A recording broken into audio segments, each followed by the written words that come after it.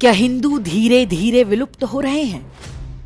हजार वर्षों से ईसाई और इस्लामी आक्रमण झेल रहा सनातन धर्म, क्या ये युद्ध हार रहा है और एक दिन उसी तरह नष्ट हो जाएगा जिस तरह विश्व की ढेरों अन्य प्राचीन सभ्यताएं? वर्ष 1914 में यूएन मुखर्जी ने एक पुस्तक लिखी, हिंदूज अ डाइंग रेस, अर्थात हिंदू एक मरती हुई प्रजाति। यूएन मुखर्जी सेना में लेफ्टिनेंट कर्नल थे और भारतीय मेडिकल सेवा के अधिकारी थे। वर्ष 1911 की जनगणना को देखकर ही यूएन मुखर्जी ने देश बंटने और शीघ्र ही अलग मुस्लिम राष्ट्र बनने की भविष्यवाणी कर दी थी। ध्यान देने की बात है कि उस समय आरएसएस नहीं था।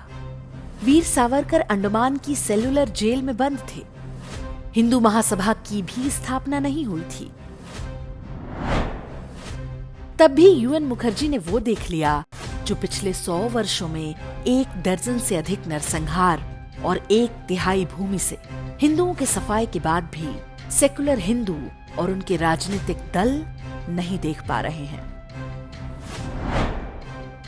यूएन मुखर्जी की इस पुस्तक के छपते ही सुप्तावस्था से कुछ हिंदू जागे। अगले ही वर्ष यानी 1915 में पंडित मदन मोहन मालवीय जी के नेतृत्व में हिंदू महासभा का गठन हुआ। आर्य समाज ने जबरन मुसलमान बनाए गए हिंदुओं के शुद्धिकरण का आंदोलन आरंभ किया, लेकिन स्वामी श्रद्धानंद की हत्या और हत्यारे जिहादी अब्दुल रशीद को महात्मा गांधी के खुले समर्थन के बाद ये आंदोलन समाप्त हो गया। फिर वर्ष 1925 में हिंदुओं को संगठित करने के उद्देश्य से राष्ट्रीय स्वयं सेवक संघ बना, लेकिन ये सारे मिलकर भी वो नहीं रोक पाए जो यूएन मुखर्जी ने लगभग 35 वर्ष पहले ही देख लिया था। गांधीवादी अहिंसा ने इस्लामिक कट्टरवाद के साथ मिलकर मानव इतिहास के सबसे बड़े नरसंहार को जन्म दिया।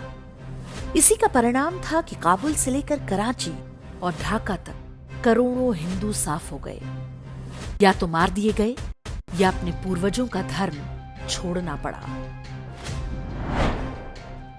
जो बची खुची भूमि हिंदुओं को मिली वो हिंदुओं के लिए आधुनिक संविधान पर आधारित थी और इसमें भी मुसलमानों की शरीयत की छूट दे दी गई। हिंदुओं के धर्मांतरण की छूट, 4-4 शादी की छूट, जब चाहे तलाक की छूट, अलग पर्सनल लॉ की छूट, हिंदू तीर्थों पर कब्जे की छूट। हिंदू आज एक बच्चे पर आ गए हैं, लेकिन उनके लिए आबादी बढ़ाना मजहब की सेवा का काम है।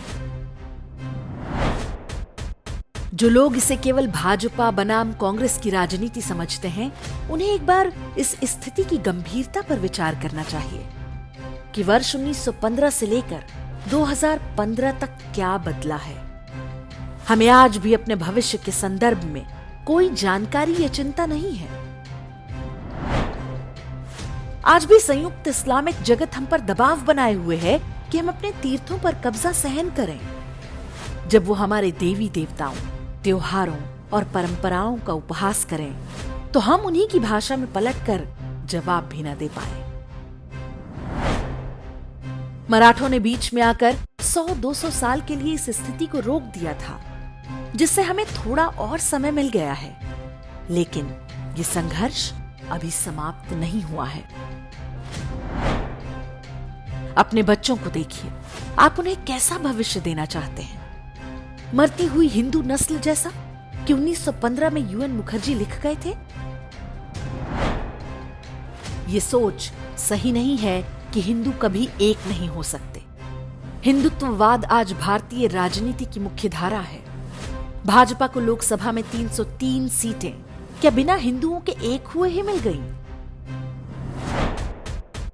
एक व्यक्ति और समाज के रूप में हम अब भी नहीं जागे तो हमारे बच्चे अरबी मानसिकता के गुलाम, किसी बूढ़े की चौथी बीवी या आत्मघाती हमलावर बनेंगे। इसके लिए केवल और केवल हम दोषी होंगे।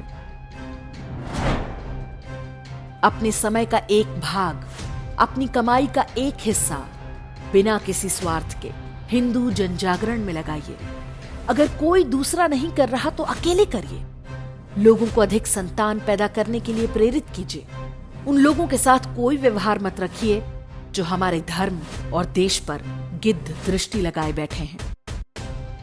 ये भ्रम छोड़ दीजिए कि उनमें भी कुछ लोग अच्छे होते हैं। जो अच्छे होते हैं वो भी वही किताब पढ़ते हैं जो बुरे हैं। सारी बुराई की जड़ वो किताब ही है। अपने हिस्से का युद्ध लड़िए और विश्वास रखिए। हिंदू डाइंग रेस नहीं है, हम सनातन हैं और ये आखिरी सदी है जब हम लड़ सकते हैं। इसके बाद हमारे पास भागने के लिए कोई जगह नहीं बचेगी।